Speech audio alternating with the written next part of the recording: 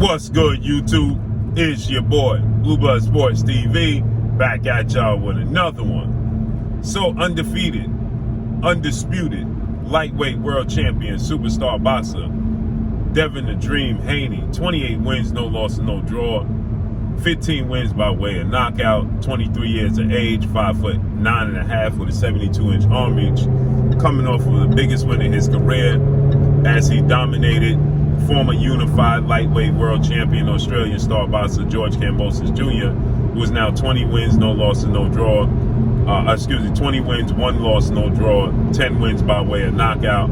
He is 28 years of age, 5'9" with a 68-inch arm reach. With that said, Devin Haney, he dared to be great.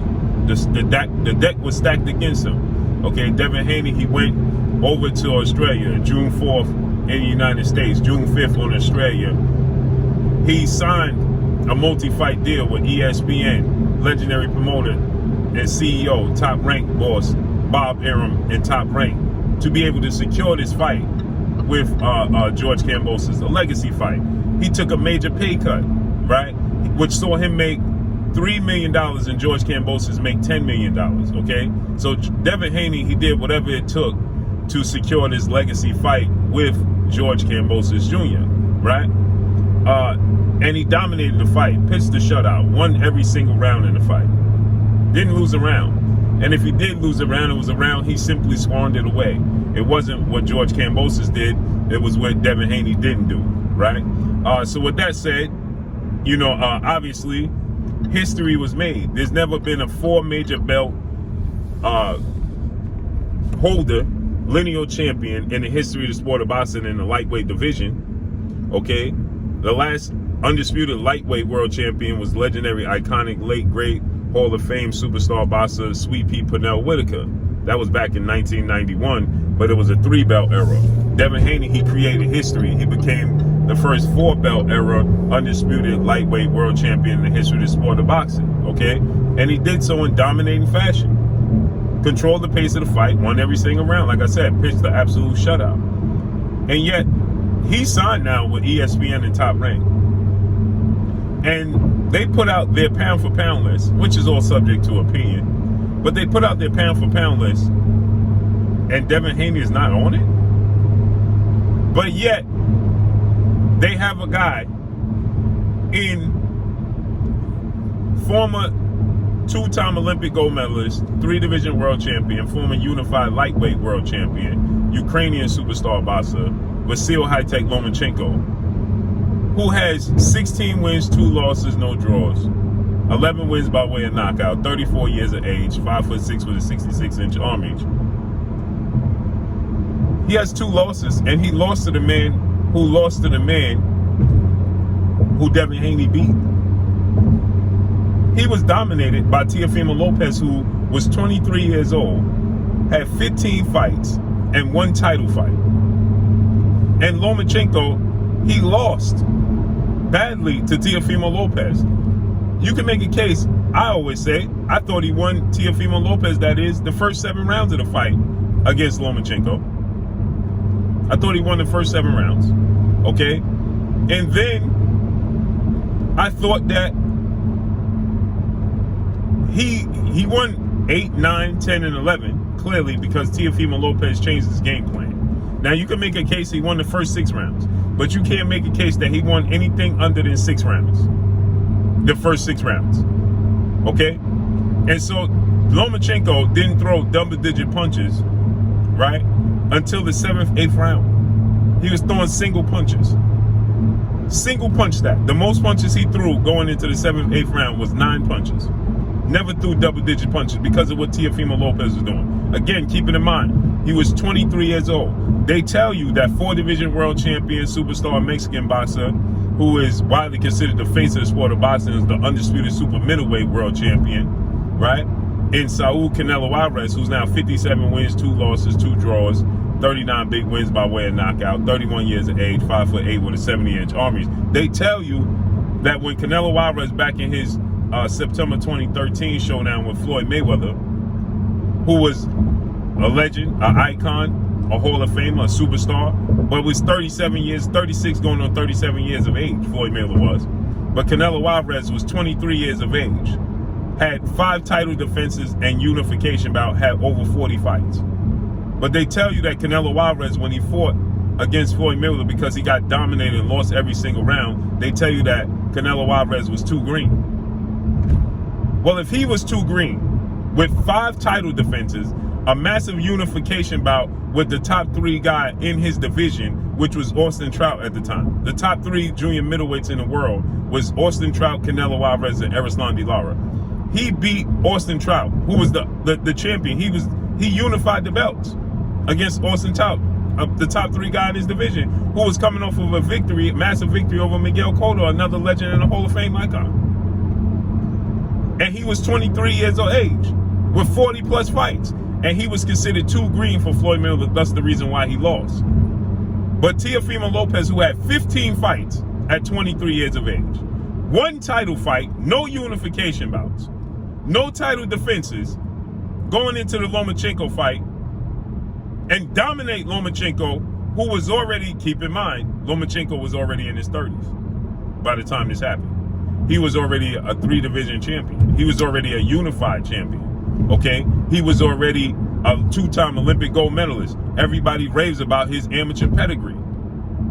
Okay, so he lost to Teofimo Lopez. Again, 15 fights, 23 years of age, 1 title fight, no title defenses. Not the same amateur pedigree as Lomachenko, ain't a 2-time Olympic gold medalist. Right? And yet, he is considered not to be too green. But how could you have Lomachenko on this list? Now, Lomachenko's on the pound-for-pound list for ESPN. Now, here's where we prove the agendas in the sport of boxing. The agendas get proven in the sport of boxing, right? Lomachenko lost to a journeyman in Orlando Salido, who in his first 15 fights was knocked out. He was knocked out 5 times in 15 fights, Orlando Salido was.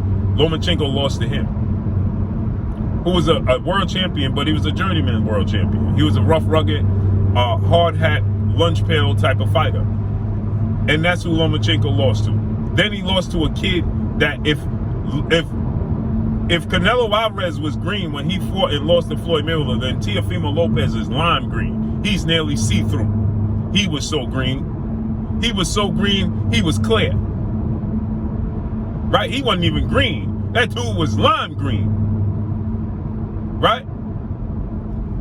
So, but Lomachenko is on the list with 2 losses because he beat Richard Comey, a former world champion, who Teofimo Lopez knocked out. Keep that in mind. For his first title opportunity and his only title fight. Right? Going into the Lomachenko fight, that is. Teofimo Lopez brutally knocked out Richard Comey. Lomachenko went 12 rounds with him after Teofimo Lopez brutally knocked him out. Now, Lomachenko did drop him, but he didn't stop him. Okay? Then he fought Nakatani, who was never a world champion. And Nakatani has never even fought for a world title. So beating Nakatani and beating Richard Comey garnered him to be ahead of Devin Haney on the pound-for-pound list, who's the undefeated, undisputed lightweight world champion. Isn't that amazing? It's not really amazing. It just goes to show you the agenda and the alternative and the agenda and the narrative that's created within the sport of boxing. Period. So Devin Haney, he had an issue with it, and he responded to it. You got Shakur Stevenson, rightfully so, on the list, right? You know, you got Terrence Crawford, Errol Spence, but then they have Alexander Usyk on the list, who is a heavyweight. Heavyweights don't belong on the pound-for-pound list. They're trying to alter history. That's what they're trying to do. They're trying to alter history. They're trying to tell you, okay, who should be who. Okay, it's agenda-driven. To have Alexander Usyk, a heavyweight, on the pound-for-pound list is agenda-driven. That's why. You understand? Because the pound-for-pound list was created, okay? It was created in spite of heavyweights. It was created for guys like Sugar Ray Robinson, the legend, arguably the greatest boxer of all time. It was created for Sugar Ray Robinson, for guys not being heavyweights to get acknowledgement and credit for their accomplishments within the sport of boxing. That's why the pound for pound list was created. Because we know as the heavyweight division goes, so goes the sport of boxing. They carry the sport of boxing. So they're going to overshadow everybody, especially when you have a very popular heavyweight, right? So if that's the case, if you're going to put Alexander Usyk on the list, you got to put Tyson Fury on the list. And that means they have to be number 1 and number 2, because we know that Noe Inoue can't beat Tyson Fury or Alexander Usyk. We know that Errol Spence and Terrence Crawford and Canelo Alvarez can't beat Tyson Fury or Alexander Usyk, right? We know Devin Haney and Lomachenko can't beat Alexander Usyk or Tyson Fury.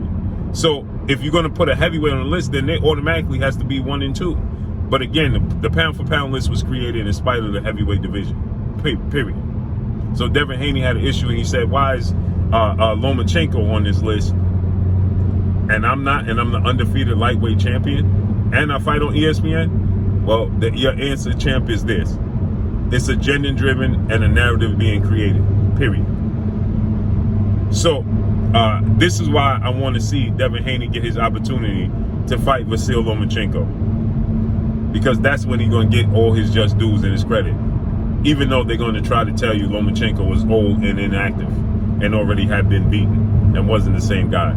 He was no longer the Matrix. He was just simply Keanu Reeves at that point in time. But that's all I got for y'all. Make sure you hit the like button. Drop a comment in the comment section. Let me know what y'all think. Y'all already know what it is. It's your boy Blue Blood Sports TV. Hate, like, comment, and subscribe. You haven't subscribed, hit the subscribe button, hit the like button, hit the bell icon to get all the new notifications. Follow me on Instagram at Blue Blood Sports TV, all one word.